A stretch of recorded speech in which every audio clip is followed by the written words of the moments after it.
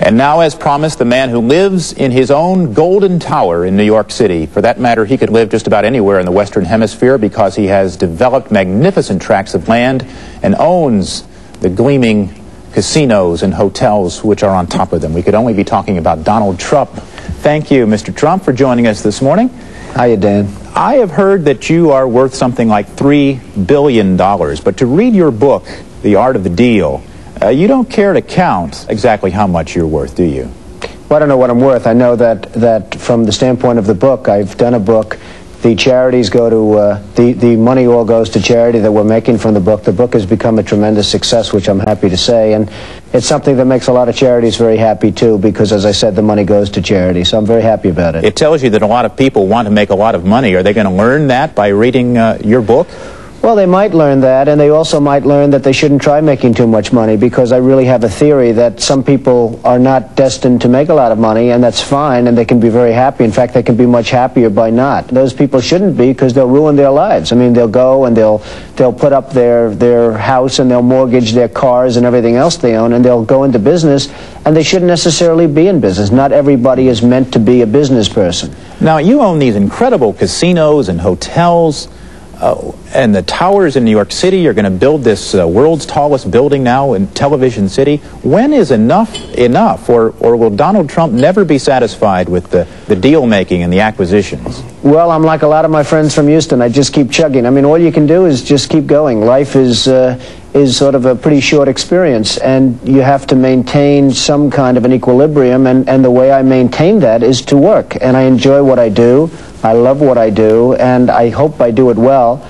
And so I just keep going forward, Dan, and it's so far it's paid off. Are you smarter than most people who would call themselves entrepreneurs? Do you work harder? What is the deal with you anyway? Well, that's an interesting question. I don't know if anyone's ever asked me the question, am I smarter than other people? I think that without a certain innate intelligence and without a certain drive, you're not going to be successful.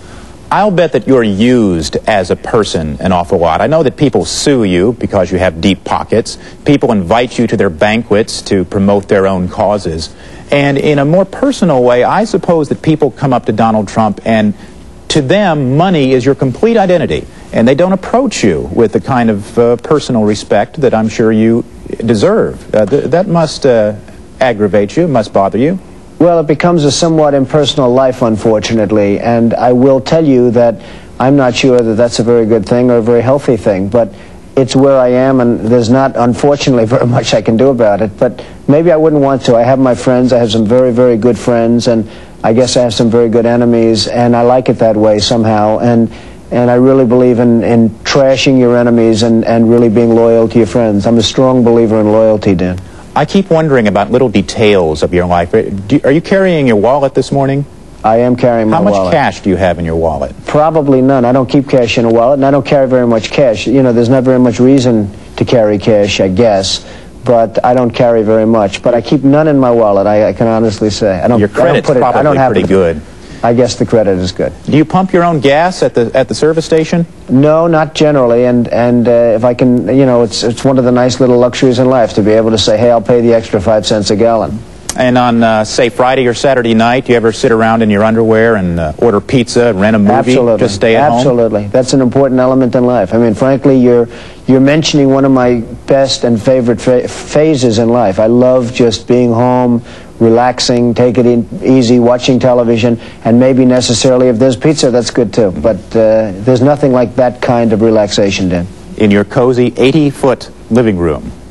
What doesn't money buy anyway?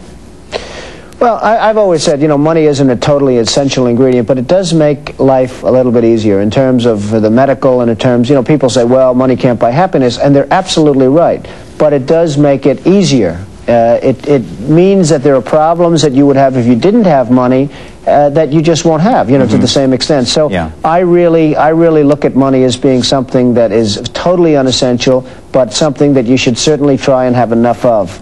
Because death is the great equalizer, and because we all leave this life with exactly the same amount, I wonder if you have much of a spiritual life. Well, I'm not sure that we do leave with the exact same amount. I mean, I'm leaving a lot of money to charity, as an example, when I leave, and I think that's going to benefit a lot of other people. So I don't know if we can really say that we leave with the exact same amount. I'm going to leave with a very good feeling. that I've done something and left something behind. Donald Trump, thank you very much. Best of everything in 1989. Have a good time, Dan. Nice being with you. Okay. So long. And Nearly Noon will continue after this.